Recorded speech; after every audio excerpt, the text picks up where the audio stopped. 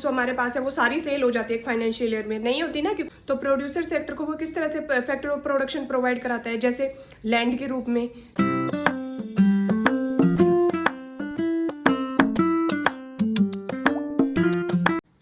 Hi everyone, तो आज हम जिस टॉपिक के बारे में डिस्कस करेंगे वो है सर्कुलर फ्लो ऑफ इनकम।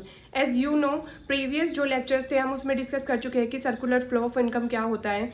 इसमें क्या होता है, जो हाउस होल्ड होता है वो क्या करता है, फैक्टर ऑफ प्रोडक्शन जो होता है वो प्रोवाइड कराता है किसको, प्रोडक्शन सेक्टर को। तो प्रोड्यूसर सेक्टर को वो किस तरह से फैक्टर ऑफ प्रोडक्शन प्रोवाइड कराता है, जैसे लैंड के रूप में, लेबर के रूप में, कैपिटल के रूप में, एंटरप्रेन्योर के रूप में। एज यू कैन सी, तो जब ये factors of production house hold किसको प्रोवाइड कराता है, प्रोडक्शन साइड को, तो प्रोडक्शन साइड उसको बदले में क्या देती है, गुड्स एंड सर्विसेज देती है, फाइनल गुड्स देती है ना प्रोड्यूस करके। क्योंकि जो हमारी फाइनल गुड्स होती है वो किस तरह से प्रोड्यूस होती है, इन्हीं फैक्टर ऑफ प्रोडक्शन को यूज करके हमारी जो फाइनल गुड्स होती है वो क्या होती है, तैयार होती है। तो किस तरह से तैयार होती है, जैसे लैंड के लिए अब उसको अपनी फैक्ट्री, अब किसी को अपना प्रोडक्शन करना है तो उसके लिए उसको फैक्ट्री लगानी पड़ेगी, और फैक्ट्री के लिए, फर्म के लिए किसकी जरूरत है, लैंड की जरूरत है। तो वो लैंड कौन देगा, हाउस होल्ड उसको देगा। उसके बाद क्या होती है, उस फैक्ट्री में, उस फर्म में काम करने के लिए किसकी जरूरत होगी, लेबर की जरूरत होगी, वो भी कौन देगा, हाउस होल्ड उसको प्रोवाइड कराएगा। ठीक है, उसके बाद उसने फैक्ट्री और जो फर्म होती है उसको लगाने के लिए उसको कैपिटल की भी तो जरूरत होगी ना, विदाउट कैपिटल तो वो नहीं लगा सकता। तो उसके लिए क्या होगा, वो भी उसको हाउस होल्ड प्रोवाइड कराता है। जो लैंडलॉर्ड्स होते हैं वो क्या होते हैं, कैपिटल किसको देते हैं, प्रोडक्शन जो साइड होती है उसको देते हैं। ठीक है, उसके बाद जो एंटरप्रेन्योर्स होते हैं, जो इन सारी फर्म जो लगाते हैं और जो प्रोडक्शन करते हैं उनको कौन करते हैं, एंटरप्रेन्योर्स करते हैं। तो वो भी कहां से आते हैं, वो भी हाउस होल्ड उनको प्रोवाइड कराता है। ठीक है, तो इसके बदले में जो प्रोडक्शन साइड होती है, जो प्रोड्यूसर होता है, वो बदले में हाउस होल्ड को क्या देता है, वो देता है फाइनल गुड्स और सर्विसेज प्रोड्यूस करके।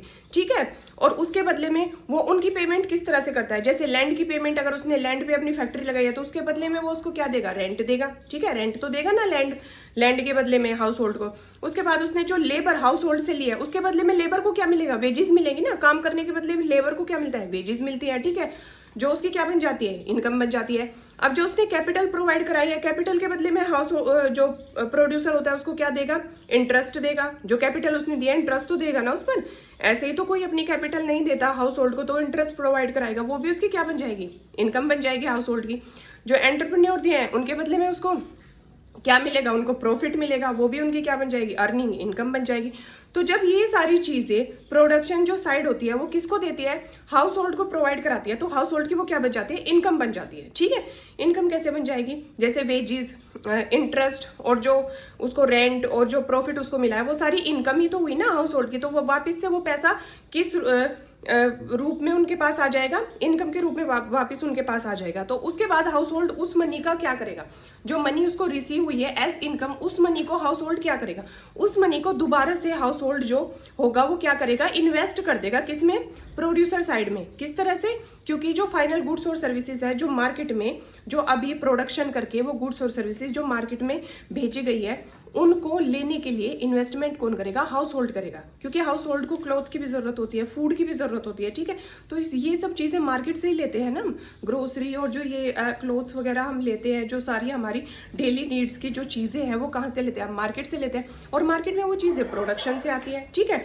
तो हम क्या करते हैं, जो इनकम हमें रिसीव हुई है उसी इनकम को हम दोबारा से क्या करते हैं, इन्वेस्ट कर देते हैं, किसको, प्रोड्यूसर के पास। ठीक है, तो वो उस तरह से जो हमारी मनी है वो क्या करती है, सर्कुलर फ्लो में ऐसे घूमती रहती है, एक सर्कल में घूमती रहती है, इसीलिए हम उसको सर्कुलर फ्लो ऑफ इनकम बोलते हैं। ठीक है, क्योंकि वो पैसा घूम फिर के फिर से हाउस होल्ड के पास आ जाता है और हाउस होल्ड उसको क्या करता है, दोबारा से प्रोड्यूसर के पास भेज देता है। फिर से प्रोड्यूसर वही करेगा कि हाउस होल्ड से फैक्टर ऑफ प्रोडक्शन लेगा और उसके बदले में गुड्स एंड सर्विसेज उसको प्रोवाइड कराएगा, और वो गुड्स और सर्विसेज वो किसके बदले में लेंगे, मनी देकर प्रोड्यूसर को बदले में उसके गुड्स एंड सर्विसेज लेंगे। तो this is the Y, this is the cycle. जो ये साइकिल एक क्या है, चलता रहता है, और इसीलिए हम इसको क्या बोलते हैं, सर्कुलर फ्लो ऑफ इनकम बोलते हैं।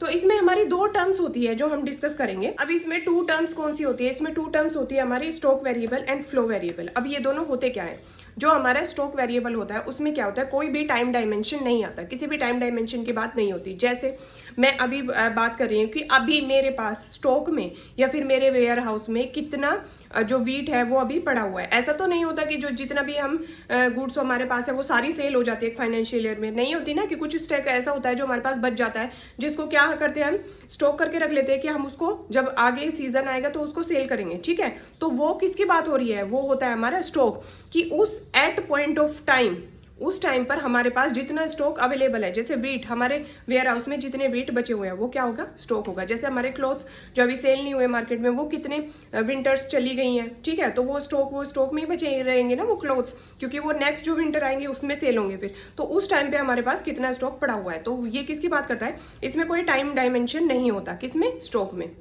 अब जो फ्लो वेरिएबल्स होता है वो किसकी बात करता है, वो over of period of time की बात करता है। Over a period of time का मतलब होता है कि जैसे 1 ईयर में, फाइनेंशियल ईयर में कितना प्रोडक्शन हुआ है, ठीक है, वीट का प्रोडक्शन कितना हुआ है, ठीक है, हमारी पॉपुलेशन 2023 से लेकर 2026 तक कितनी इंक्रीज हुई है, ठीक है। तो दीज आर दी क्या, over a period of time, कि एक टाइम उन्होंने कर दिया कि इतने 2023 से 2025 तक इतनी हमारी जो पॉपुलेशन है वो इंक्रीज हुई है। तो ये over of period of time की बात करता है। बट जो हमारा स्टॉक होता है वो किसकी बात करता है, एट अ पॉइंट की बात करता है, ठीक है। वो ओवर, हम ये नहीं देखते कि इस टाइम से इस टाइम तक, उसकी बात नहीं करता, वो किसकी बात करता है, एट प्रेजेंट में, एट पॉइंट ऑफ टाइम हमारे पास अभी प्रेजेंट में कितना स्टॉक जो है वो अवेलेबल है हमारे पास, ठीक है।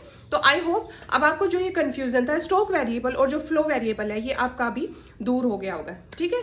तो थैंक यू सो मच।